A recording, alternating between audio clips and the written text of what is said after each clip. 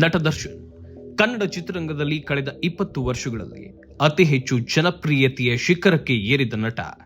ಜೀವನದಲ್ಲಿ ಎಲ್ಲವನ್ನ ಗೆದ್ದ, ಬಹುಶಃ ಅಂದುಕೊಂಡಿದ್ದಕ್ಕಿಂತಲೂ ಹೆಚ್ಚು ಸಾಧಿಸಿ ತೋರಿಸಿದ ವ್ಯಕ್ತಿ. ಅದಕ್ಕೆ ಅವರಿಗೆ ಚಾಲೆಂಜಿಂಗ್ ಸ್ಟಾರ್ ಅಂತ ಕರೀಬಹುದೇನೋ.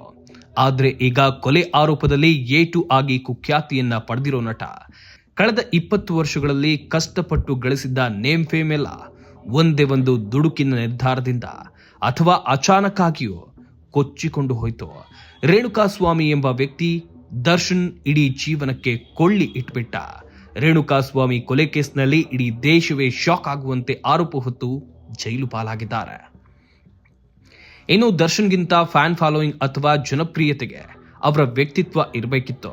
ಸಾಕಷ್ಟು ಅವರ ಸ್ನೇಹಿತರು ಹೇಳೋದನ್ನ ಕೇಳಿದ್ದೀವಿ, ಒಳ್ಳೆ ಮನುಷ್ಯ, ವಿನಯವಂತ ಅಂತ.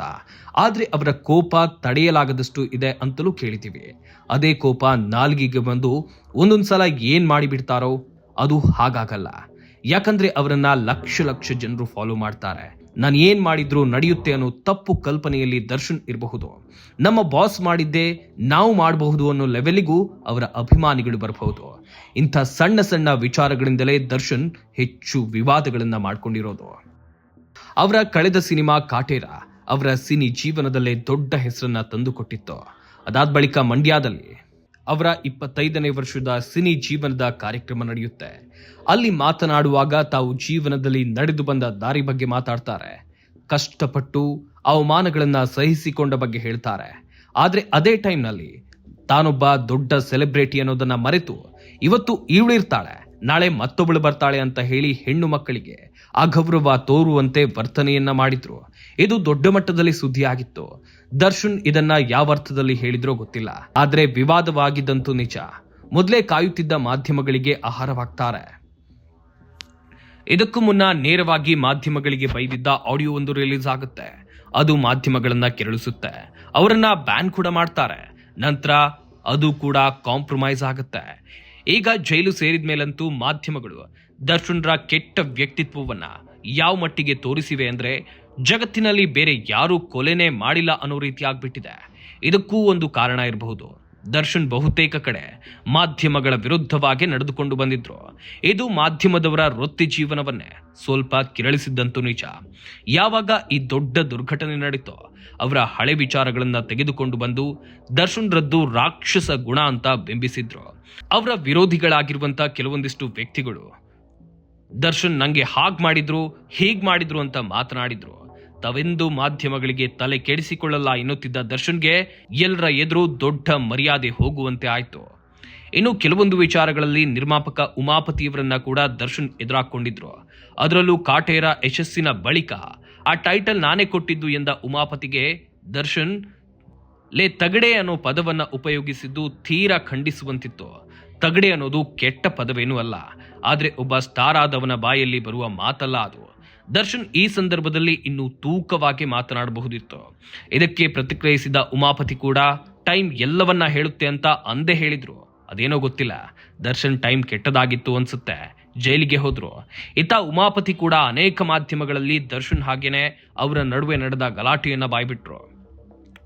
ದರ್ಶನ್ ತಮ್ಮ ಮೇಲೆ ಹಲ್ಲೆಗೆ ಬಂದಿದ್ರು ಅಂತಾನೂ ಹೇಳಿದ್ರು. ಜೊತೆಗೆ ತಮಗೆ ದರ್ಶನ್ ಅಂದಿದ್ದ ತಗಡು ಪದವನ್ನ ತೆಗೆದು ಜೈಲು ಸೇರಿದ ದರ್ಶನ್ಗೆ ತಗಡು ಈಗ ಯಾರಂತ ಗೊತ್ತಾಗುತ್ತೆ ಅಂತ ವ್ಯಂಗ್ಯವೂ ಆಡಿದ್ರು. ಇದಿಷ್ಟೇ ಅಲ್ಲ, ದರ್ಶನ್ ಕಂಡು ಕಾಣದೆಯೋ ಅನೇಕ ವಿವಾದಗಳನ್ನ ಮಾಡ್ಕೊಂಡಿದ್ದಾರೆ. ಪತ್ನಿ ವಿಜಯಲಕ್ಷ್ಮಿ ಜೊತೆ ರಾದ್ಧಾಂತ ಮಾಡ್ಕೊಂಡಿದ್ರು. ಇವೆಲ್ಲ ಅವರ ಪರ್ಸನಲ್ ವಿಚಾರಗಳು. ಆದ್ರೆ ಮನೆಯೊಳಗೆ ಇದ್ದಾಗ ಮಾತ್ರ ಅದು ಪರ್ಸನಲ್. ಯಾವಾಗ ಅದು 4 ಗೋಡೆ ದಾಟಿ ಹೊರಗೆ ಬರುತ್ತೋ ಅದು ಪಬ್ಲಿಕ್ ಆಗೋಯ್ತು. ಇಷ್ಟೇ ಅಲ್ಲದೆ ಪವಿತ್ರ ಗೌಡ ಜೊತೆಗಿನ ಸಂಬಂಧ ಎಂಥದ್ದು ಅಂತ ಯಾರಿಗೂ ಗೊತ್ತಿರಲಿಲ್ಲ. ಆದ್ರೆ ಯಾವಾಗ ಅವರು ಈ ಕೊಲೆ ಕೇಸ್ನಲ್ಲಿ ಜೈಲು ಪಾಲಾದ್ರು ಆಗ ಇಬ್ಬರ ಸಂಬಂಧದ ಬಗ್ಗೆ ಬಯಲಾಯಿತು. ಸಮಾಜದ ಮುಂದೆ ನಗೆ ಪಾಟಲಿಗೆ ಒಳಗಾದ್ರು ದರ್ಶನ್. ತಾನೇನು ಮಾಡಿದ್ರು ನಡೆಯುತ್ತೆ ಎಂದುಕೊಂಡಿದ್ದ ದರ್ಶನ್ ಗತ್ತಿಗೆ ದೊಡ್ಡ ಕೊಡಲಿ ಪೆಟ್ಟೆ ಬಿತ್ತು. ದಿನ ಬೆಳಗಾದ್ರೆ ಸಾಕು 10 ಕೊಲೆಗಳು ನಡೆಯುತ್ತೆ. ಆದ್ರೆ ದರ್ಶನ್ ಮಾಡಿದ್ದಾರೆ ಎನ್ನಲಾದ ವಿಚಾರ ಮಾತ್ರ ಇಡೀ ಚಿತ್ರರಂಗದ ಕಲಾವಿದರು ತಲೆ ತಗ್ಗಿಸುವಂತಾಯ್ತು. ಅನೇಕ ನಟರು ಈ ಬಗ್ಗೆ ಮಾತನಾಡಿದ್ರು. ದರ್ಶನ್ ವರ್ತನೆ ಸರಿಯಿಲ್ಲ ಅಂತ ಬಿಂಬಿಸಿದ್ರು.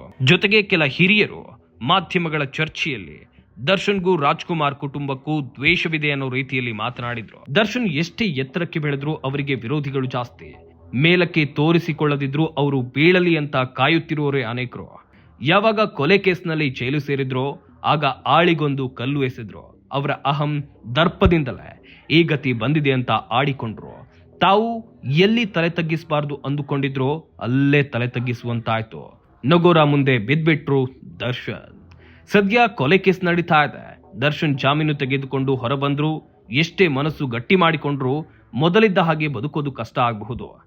ಏನೇ ಆದ್ರೂ ದರ್ಶನ್ ಬದಲಾಗಬೇಕು. ತಮಗಾಗಿ, ತಮ್ಮ ನೋವಲ್ಲಿ, ಕಷ್ಟದ ದಿನಗಳಲ್ಲಿ ಜೊತೆಗಿದ್ದ ಪತ್ನಿ ಜೊತೆ ಬಾಳ್ಬೇಕು.